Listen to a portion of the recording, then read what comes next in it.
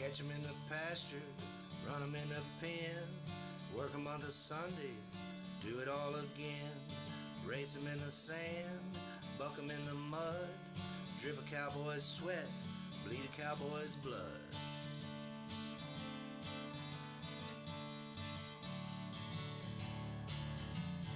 I have no clue what's going on over there. I don't know if he's milking a cow or reliving his weekend. I don't know. Dancing right here. He's a- They how I do on the dance floor. That's what it does on the dance floor. When I don't have a dance partner, I still got to dance. Dance partner or not, you still dance. He does the three-stepper. It's called the three-stepper. Extra step. I'm always doing extra stuff. Extra. All I right. go all the What was way that? and then jump. What are you implying? I don't know, but I go above and beyond what she expect me to do. Show her what I've been told. You tell them that. All right, what's going on, folks? You are tuned in to the Pepper Stewart Show. Enjoy it, like it, tell your friends about it. Because you know how you always have these you see these videos floating around on Facebook or on the internet of like somebody getting their head chopped off by a machete or a slow moving train, or they break their leg and it falls off crooked, and you're like, I'm gonna show this to somebody. Ha ha, it's gonna be funny. Well, that's what you do with this show. You just share it to your friends. Hey, watch this. It's funny. Or not. I don't know. It's up to you. Whatever you want to do. Anyhow, we got stuff tonight for you guys. We're rolling and strolling and slowing. There's my pen right there. Need to write something down here. It is, all right. So anyway, we're going to talk about stuff tonight. We got a couple of guys we're going to talk to. We're going to talk to a guy from Fighting Bulls, War Fighting Bulls. We're going to talk to him. And steer wrestler, Todd Suhn. I think that's how you say it. Suhn. I probably won't say his last name when I call him, but I think that's what it is. We'll find out. That's what we're going to talk to today. And then we got our stories, man. We got stories like you would not believe. I mean, we got, we're going to talk about the golf event that Scott Mendez has coming up, that golf tournament. We're going to talk about it for a little bit. And all the events coming up this weekend, we'll dive into those. Cattle news, some stuff's trending in cattle news. Houston Livestock Show and Rodeo, PBR, ERA, Mesquite Rodeo, East Texas Rough Stock, Texas Bronc Riders. Man, there's a lot of stuff going on. We are going to tell you about. Plus, we got our stories from across the globe. Across the globe, man. We got Off stuff. the Lake Pond. Yeah. That's right. They call it Atlantic Ocean. You know, I was wondering about something. What's that? How come when you tell somebody they believe you, you tell them there's 4 billion stars in the sky, and they believe it. Yeah, well, there ain't nobody ever counted them. Y'all know how many they are. What you tell them, and they're like, oh, yeah. But then when you tell them, that's wet paint on the wall, they won't touch it. What was that? They believe you, the stars are there. But you tell them that paint's wet, they won't touch it. Well, I know it's something about touching stuff. We all want to touch stuff. Yeah, we know. Even though. I read the police report. Twice. Yeah. Some people, it may be against the law to touch it, but we kind of still want to touch it. What's that supposed to mean? What stories you got? You got some stories, some good stories. I tell you what, tell us one of them good stories you got, and then we're going to ring a ding ding. So, talk about some bulls. Well, speaking of touching stuff, All right. a Seattle man asked police for help to find a briefcase. Well, yeah, when you lose something, you need help finding it, right?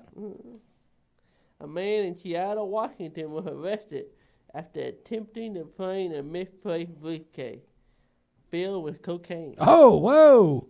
Hold up. Well, he lost his briefcase.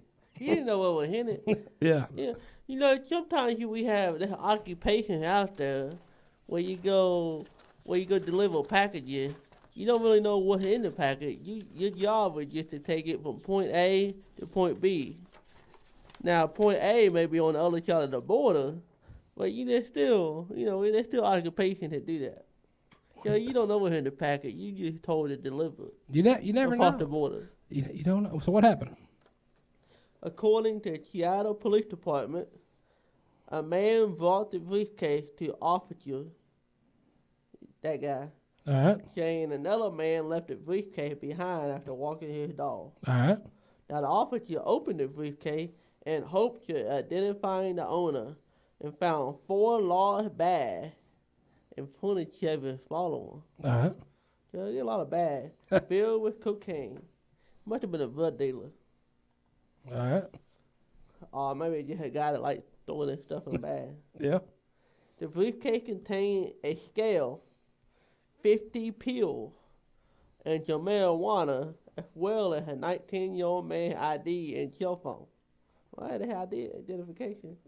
The 19-year-old later approached officers outside the Seattle Seahawks game and found him about the missing briefcase. All right.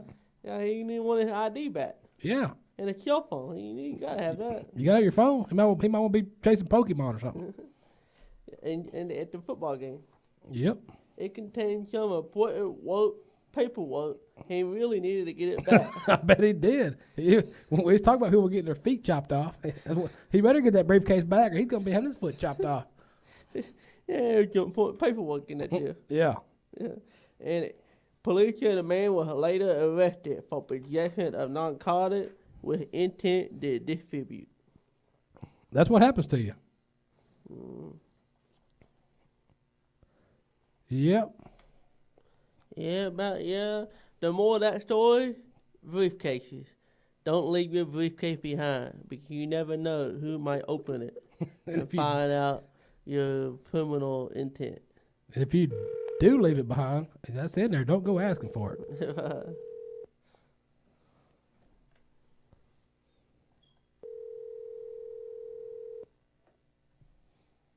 Hello. There you are. What's going on? Mr. Love, you're live here on the Pepper Stewart Show. Checking in with you, see what's going on.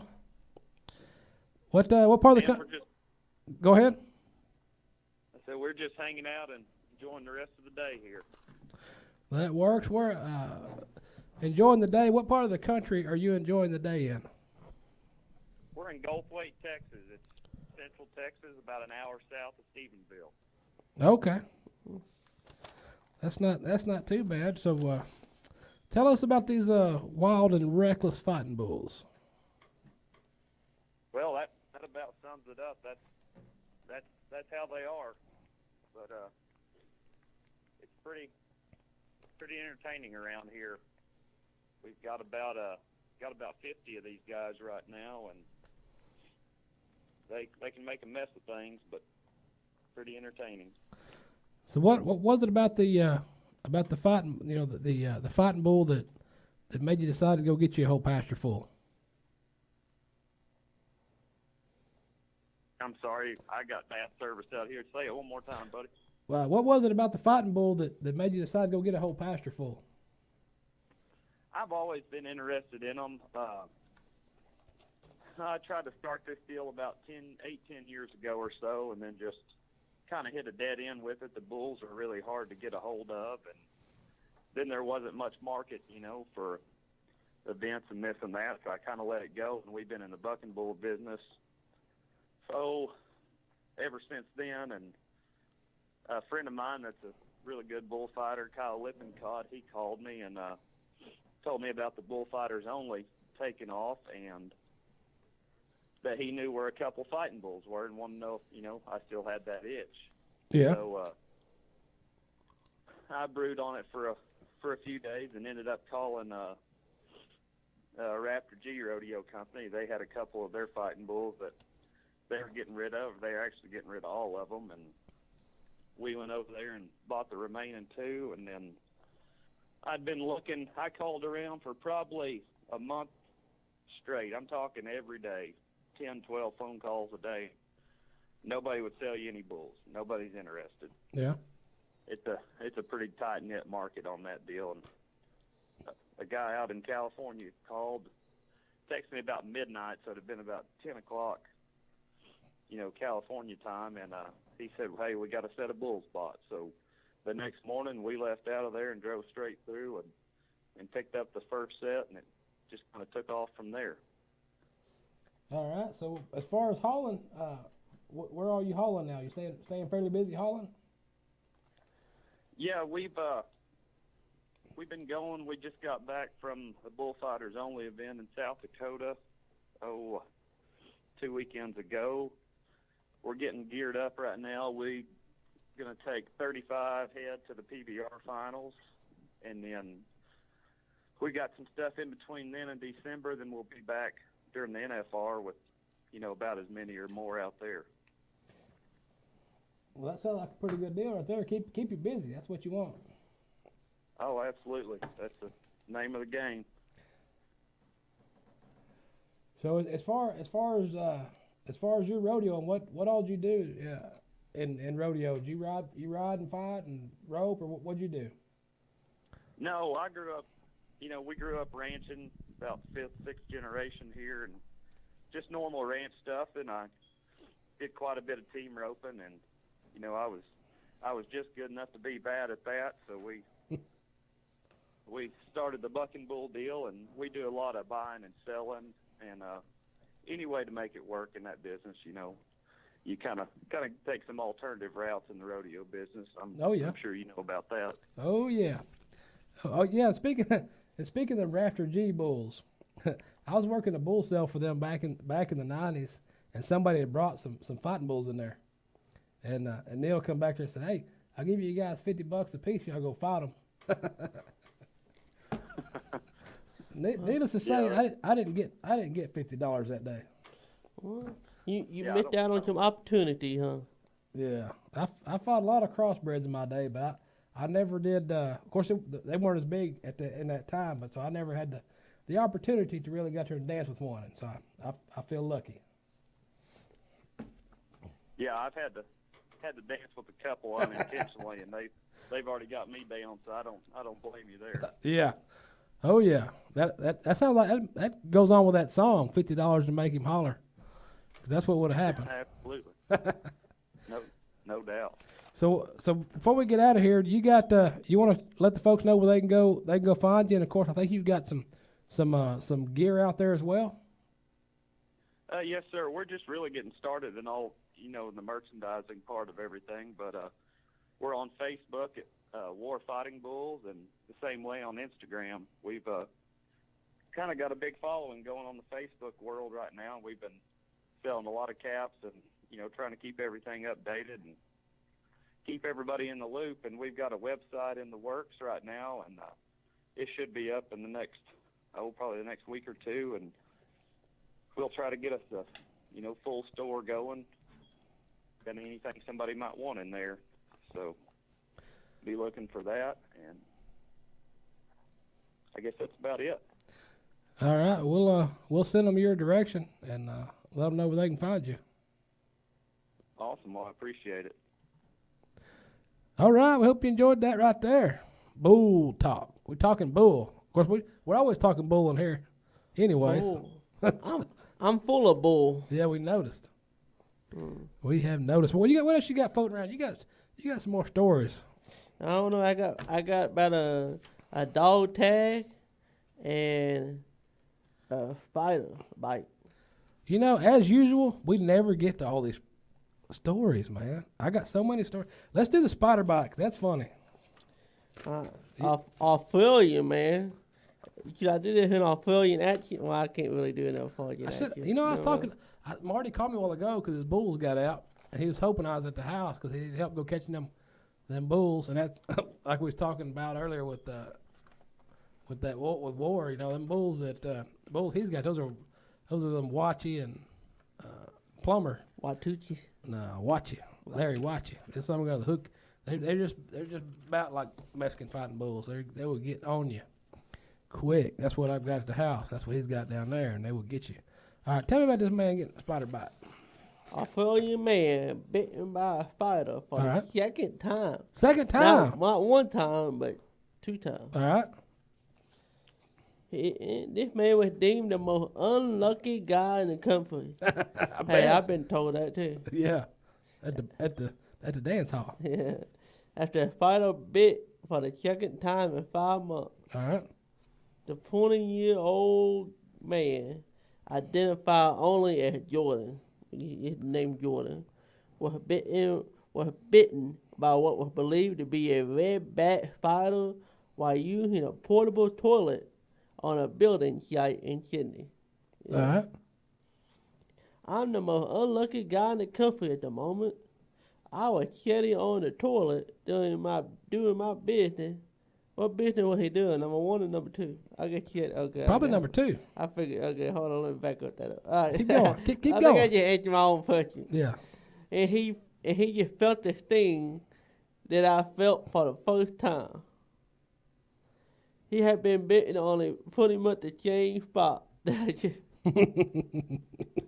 when using a portable toilet in April, and was in disbelief the same situation occurred again.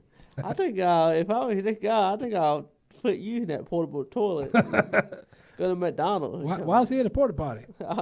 Yeah, I guess he on a building site. I guess he's a construction worker. All right. I was like, I can't believe this happened again. I looked down and I seen a few little legs coming from around the rim. I seen that same thing too at late at night. Yeah. It happened. Mine wasn't spider legs though. Moving on. Yeah, Jordan's previous bathroom spider encounter made him weary a portable toilet, but he believed he had taken the proper precautions because this is the most recent incident. All right. After the first time it happened, I didn't really want to use one again, but toilet got clean that day, and I thought it was my opportunity to go use one. And yeah, he did all the precautions. He looked under the seat. He didn't see nothing. Next thing you know, I was bent over in pain. He was bent over in pain because of the second spider bite. You want to spend all your time on the toilet, be my guest. Despite the similarity between both bites, the two encounters yet the second instant came with more immediate joke and ridicule from his co-workers. Huh? In addition to more pain. They gave him a hard time. This one a bit short. It seems like it got a better shot at it this time. Yeah, I guess for the change spider, huh? He knew where to bite. Yeah, he knew where to bite him. He didn't like the guy. It goes into detail. It's redder, a bit more swollen, hurt you a bit more. I got a tetanus and an intervenom. You know where it bit him at? Yeah, it doesn't say. Oh, it does. I guess right there, I don't know. Bit him on his man part. That's where he got bit. I don't know what. Yeah, he will return to work soon, but will likely completely avoid using portable toilet in the future. So. Yeah. He going back to work. I'd rather not. Yeah, not after that. Yeah, he was bit in his man part. He can't get workers' comp for that, or what? That's not a workers' comp injury? You can.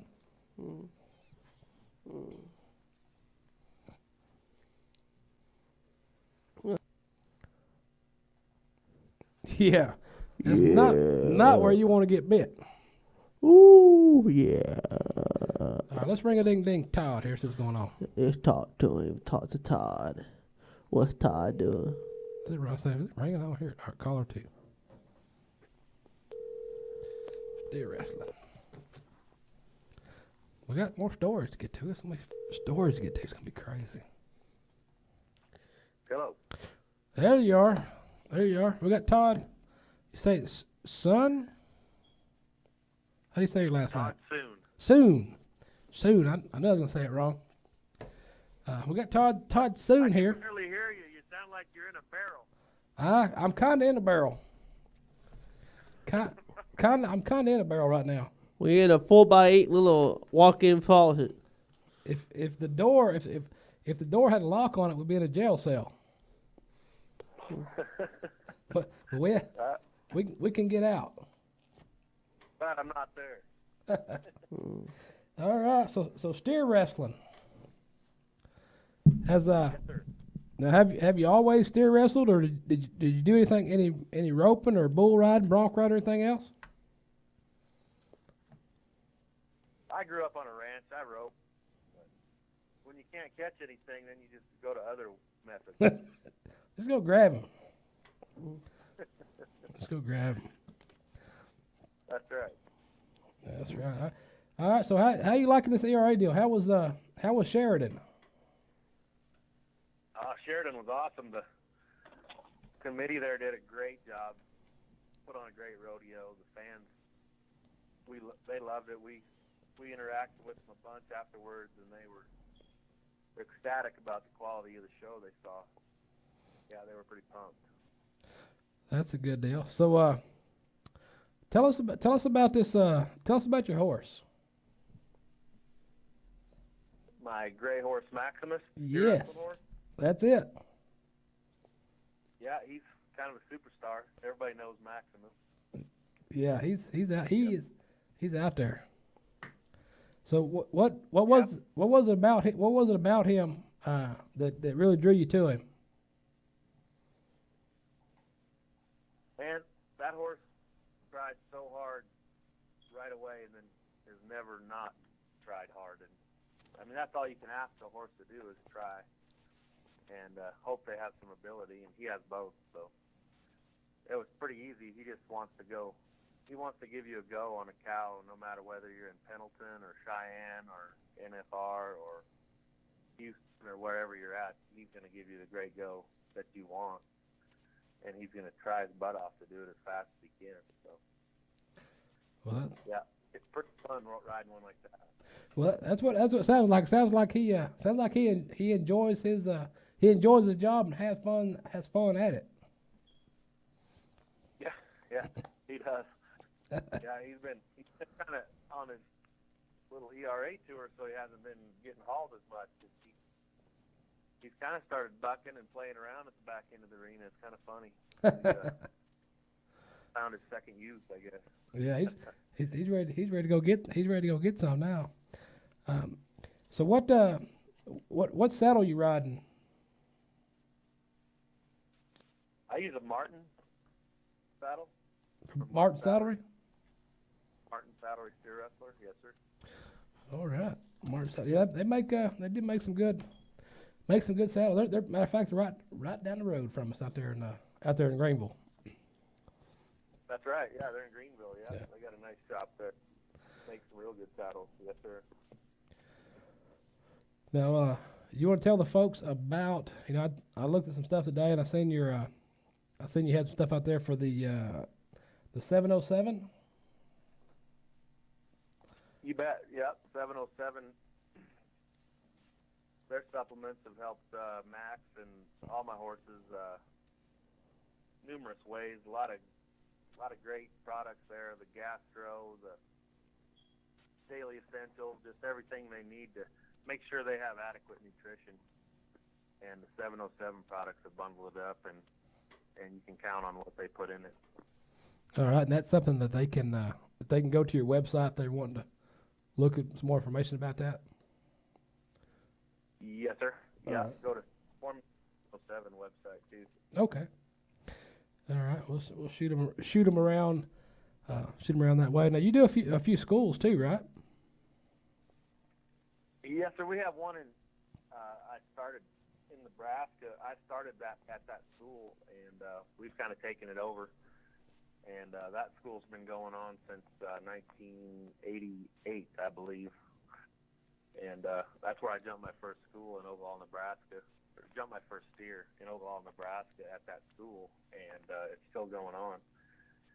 And it's really boosted the amount of bulldoggers in the Nebraska, Kansas, Wyoming, Colorado, South Dakota area with the amount of kids that have come to that school.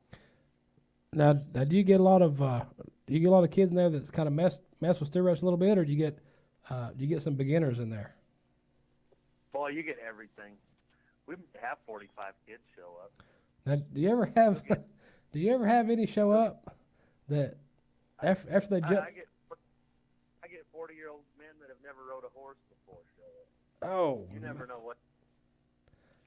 so you probably got some good stories of a couple of them that might have jumped their first one, didn't go well, and they decided that maybe that wasn't a good idea. Man, I've seen some hang-ups and drags, and I don't know what you would say, a bleep busting, and about everything. I'd imagine, especially a lot of those guys that go out there and and want to relive their youth and go jump on that's just not my idea. But I keep my finger pretty hard on them and make sure that they're able to ride and function under a lot of stress before I let them try to jump one, because they kind of putting their life into my hands.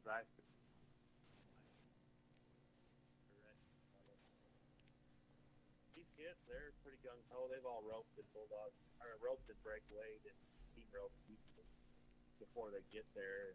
And the occasional kid, I have to make them wait until they're riding a little better. But the biggest thing is their horsemanship. You know, it's easy to think you're just grabbing a steer, but the biggest part is riding that horse to the steer and being able to get off. yeah, I think the get off is the get off looks like the toughest part for me, because if you're not just in the right spot, you're gonna have a wreck real quick.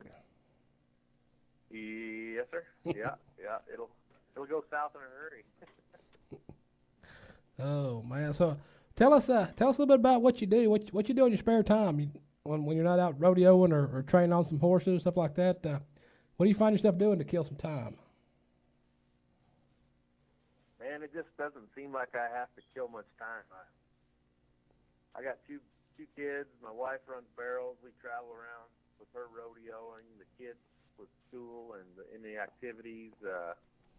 I'm going to some rodeos, and then we have cows, and we're always helping neighbors up here. And we stay in South Dakota in the summertime in Hermosa, and so we have some cows. We ranch, and then we help our neighbors. And if it's not one thing, it's another. Our day might consist of riding a horse and building some fence, and then punching cows afterwards. You never know what the day might bring. Yeah, always something, but it's keeping you busy. So, well, Todd, man, we appreciate you visiting with us and letting the folks know a little bit more about you and what you do. And you want to throw your website out there and let the folks know where they can go look up more on the schools and everything you got going on. Yeah, it's just Facebook at Todd and Wendy Suhn, and then ToddSuhn.com. All right, we will send them that way, and we appreciate you taking the time to visit with us and filling the folks in, and we'll see you on the rodeo road. Well, it sounds good. It's a pleasure talking to you. Thank you. Thank you, sir. Todd right there. Todd, did he say soon? Soon. See, I always get it wrong. I can remember. He could have been from Oklahoma. Your Oklahoma tuna. That's how I remember it. All right. I don't know if he was from Oklahoma. I don't think it. He just said he's in Texas. Yeah, he didn't say Oklahoma, but what's your approach to Oklahoma? We might as well be in Oklahoma. Oklahoma tuna, baby. Yeah. What are you talking about? Yeah, I don't know. You were in Oklahoma at one time, weren't you? I was. So you got run out of it. I went, last time I was in Oklahoma, she told me not to come back. You've been kicked out of Oklahoma. Yeah. I tried to call her. I think you blocked my number. Can't get a hold of her. Probably a good idea. Yeah. Probably more folks should do that. Block his number. But the bad thing is, I know where you live. I can just roll up to her house if I wanted to. Whoa. What? Is that a good idea? You tell me, audience, is that a good idea or a bad idea? I don't think. Just go roll up to a young woman's house you only met one time. No, let's not do that. I don't know. I'm just asking. I don't know. I'm just asking. I think they thought it was funny. I don't know. The audience responded with laughter. All right, we got stories to get to, I guess. I want to ask about that horse Maximus, man. That gray horse gets after it. Everybody rides him. I think the guys that just rode him in Sheridan, he just hit Sheridan rode him. So that's a good steed to mount right there. If you want to mount one, that's one to mount. I'm all about mountain stuff. You are that. Horses. No, only horses and bulls. Only thing I want to mount. That's right. He gets mount outs, as they say. If you guys missed the farm and the weekly farm and ranch report, it's on our Facebook page. Pepper Stewart Show. Go check it out because that's where you'll find out the Like it on Facebook. low prices here from Sulphur Springs, Paris. We got Paris, Texas. Matter of fact, I was up there when this was going on, checking it out. And then Emory. There was the Emory's right there. They're on the Facebook page. Check them out on there, and we'll kind of run through the report. So if you're wanting to jump on the hardcore farm and ranch stuff, that's where you're going to find it because right here we're more random. Right? Randomness. Speaking of random, you want to talk about a 100-year-old dog tag that got disappeared? Yeah, but before we do that, let me tell these folks about the golf tournament. I'm on golf. Scott Mendez got the golf tournament going on, and it's on Columbus Day. It's on Columbus Day. October the 11th. Or 10th. 12th. 10th. 10th? Yeah. 10th. It's the it's on behalf of Western Harvest Ministries. We'll be hosting the annual fundraising event for the 6th annual golf tournament on Columbus Day, Monday, October the 10th. This year's event will take place at the golf club at Fossil Creek in Fort Worth, Texas, 1 p.m. with a shotgun start.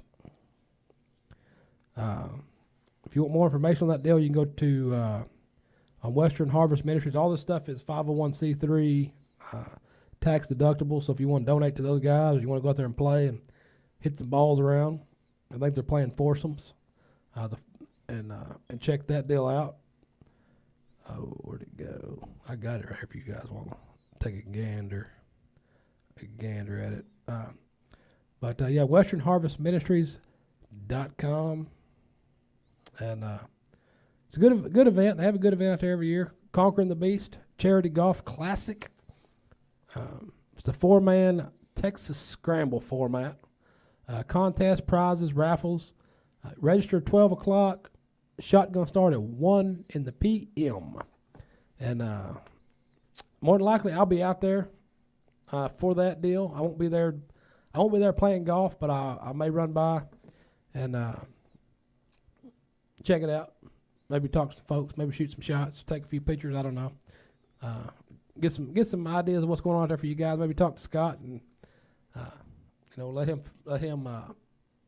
tell it himself. Of course, I probably should call him right now, shouldn't I? I ought to call him and we can talk to him about it. I guess he's been on the show every year. They've had this thing for the last 4 or 5 years, I guess. We've had him on here talking about this deal. But anyway, go check it out. It's on the Facebook page as well if you want to go look it up. And it's a good cause. If you don't have to be a Tiger Woods on the golf course. You can go out there and play. Just go out there and hit the ball. That's what it's all about, right? All you gotta do is go out there and hit it, because all you're gonna do, wherever you hit it to, you just go find it and then hit it again, and then go find it, hit it again, go find it, hit it again, and you get exercise at the same time, right? That right, Tex? That's right. What are you talking about? Hit the golf. Happy Gilmore. When I think about golf, I think about Happy Gilmore with the hockey player that plays golf. Now, what were you talking about, a dog? We moving on. Dog, not a dog tag. All right. 100-year-old dog tag. Well, there it is right there. I'm looking at it. I'm looking at it right now. You looking at the dog tag? I'm looking at that dog tag. It says Joseph Hughes on there. And that dog tag, it have a vet friend necklace they wear, but it was missing. All right. Police in Massachusetts use social media to return a missing piece of war memorabilia. Who don't use social media? To a local veteran family. All right. You can use social media for all kinds of stuff. Yeah, I noticed. Some good, some bad. Yeah, you noticed too, didn't you? Yeah, sometimes you don't want to use social media though when you're kind of out of it. When you drink too much NyQuil. Yeah. You might send random text or something. Yeah, random Facebook post. Yeah. So who'd you find? Rudolph, Massachusetts, Rudolph Police Department. I guess you can check that back for All right. Rudolph Police Department of the Randolph Police Department of Randolph, Massachusetts. Well, that's about reindeer for a minute. All right. released a public appeal to church for the family of a war veteran, Joseph E. Hughes, who's a If anyone's going to be 100-year-old calling the dog. police, it's going to be me. Yeah, this Joseph E. Hughes, whose 100-year-old dog tag was found on the side of the road. Well, apparently somebody threw it out, I guess. What? Within 24 hours, the department was able to follow up on several leads, and ultimately his family was located and contacted. As a result, this priceless piece of U.S. history, a World War I dog tag issued to Joseph E. Hughes, will be returned to the veteran eldest grandson of Hughes' namesake. So I guess Joseph E. Hughes is no longer alive. Apparently not. His eldest grandson was the oldest living relative. I want to know how. They say how old he is. That story. It don't say. But does say they were able to discover Hughes was deployed to Europe between 1917 of September and April 1919, and injured twice before returning to Massachusetts when he was married and had 3 kids. I wonder how he lost that tag. It must have been one of them deals where it was in a box or something, and they were moving. Somebody else was moving, and it fell out of the box and ended up on the highway. That's all I can think of. Well, the article, it is unclear how it wound up on the side of the road. But it did, and they found it, and then it's going to be they got a happy ending, right? Happy, happy, happy. Happy, happy, happy. Happy ending. I'm all about happy ending. Yes, he is. That he is. Speaking of happy endings, we got October the 1st and the 2nd.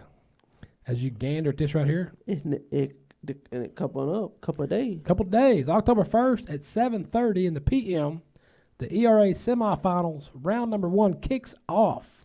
October 1st at 7:30 in the p.m. October 2nd at 3 p.m. Central Time. October 2nd is going to be tough because they're going to be watching a football game on that Sunday. But on Saturday night, you tune in to us at pepperstewart.com.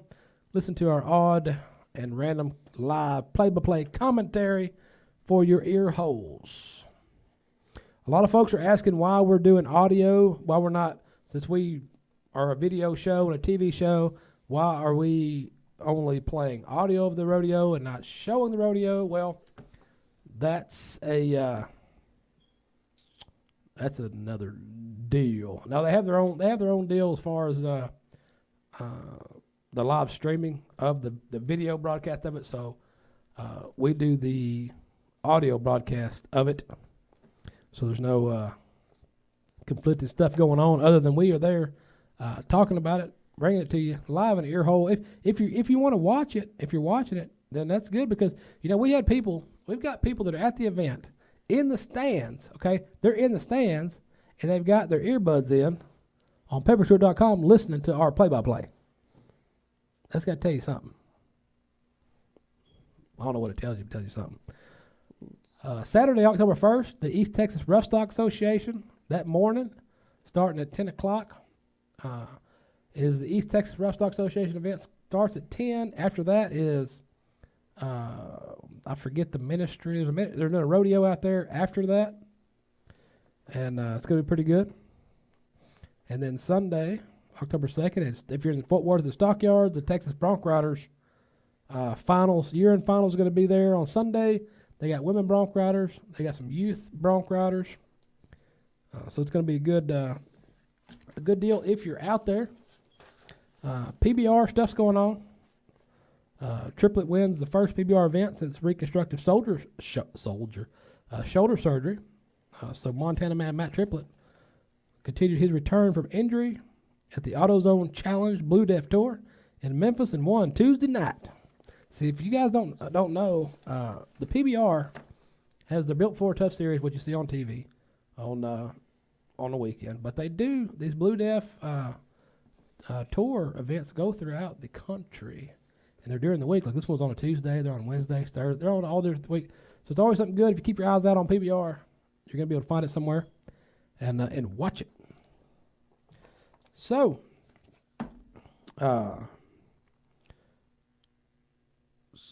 Memphis. The PBR AutoZone Challenge was in Memphis, Tennessee. Did I just say that? I think I did. Memphis. Alma went to Memphis a couple weekends ago. I didn't quite make it. I was headed to Memphis for the weekend to go to my college friend get initiated in the church and became a pastor. But I made it as far as Monroe, Louisiana. Ricardo Montalban. In fact, I don't even think I made it to Monroe. I think I made it like 30 minutes this shot of Monroe, Louisiana. I was going to go say hey to Callyanne. But it got too dark. I figured I would have get shot at. I don't understand. I probably could have said that on the live. Don't worry about that. Don't worry about Oh man! But other than that, guys, we got that's what's going on with us. We're doing stuff. We'll be out there, Mesquite Rodeo, October 1st, 2nd. We'll be out there. If you see us, take a picture. Look on Facebook. People saw us. They're like, hey, we know you guys from that goofy show on the internet. We on TV, yeah. They took pictures with us. So maybe a goofy show, but this guy ain't goofy. They got fired. They got quiet real quick. What happened? What's going on in there? It's like you got a problem with concentration. Maybe I should have went to Monroe, Louisiana. Monroe. Stay there. Yeah. I just stayed camped out. It was probably better than going to DeKalb, Texas. DeKalb. Oh, yeah. Yeah. I did go to DeKalb. Yeah, you did. And what happened over there? I don't know. Somebody at husband told me not to go there no more. Yeah. I got ran off by, of all people you can get run off by, you believe you would get run off by somebody's husband? But the problem, with that, bad decisions make for good stories. Needless, she won't be talking about Carl Healer. She won't. She won't. Kind of like K Jewelers. Every time I try to call her, your man answers the phone. I'm like, I don't know. Mm-hmm. That's not a good thing. It's whole phone, supposedly. All right. But I guess her husband answers the phone. Which I don't get that. You're supposed to be getting a divorce. I thought you. Yeah, keep That's going. probably not live TV conversation. What? Next time you call, just ask him. Just ask him. I'm just asking a question. If corn oil is made from corn, and vegetable oil is made from vegetables, then what do they make baby oil out of? The baby that she got in her tummy. What? What is going on? We got to get out of here. But it's not my baby though. Oh gosh. This party is officially over. Yeah, you're in the we got watch another.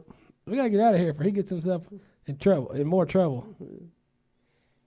But anyway, guys, we're gonna be at Mesquite Rodeo this weekend. We'll be there.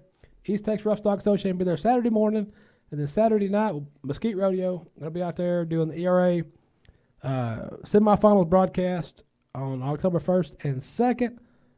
Doing that, but all you got to do is go to pepperstewart.com and Pepper Stewart Show on Facebook. Just look around because there's lots of stuff. There's events, plenty of events. If you click on the albums and go to upcoming events, it's plumb full of all kind of stuff to do. There's all kinds of stuff to do. And then if you want to look for some rodeo pictures, there's just different albums from different events and different locations and things. So I mean, you can spend a lot of time engulfed in rodeo. Plus videos. There's lots of videos in there. Random videos, good videos, bad videos, goofy videos. So anyway, with that, everything else going on, pepperstewart.com, look around, text Travis on Facebook's where he's at. I think I found my Holy account. He's still on Farmers Only. Text Travis, 903 Farmers Only. Until then, we will see you down the rodeo road.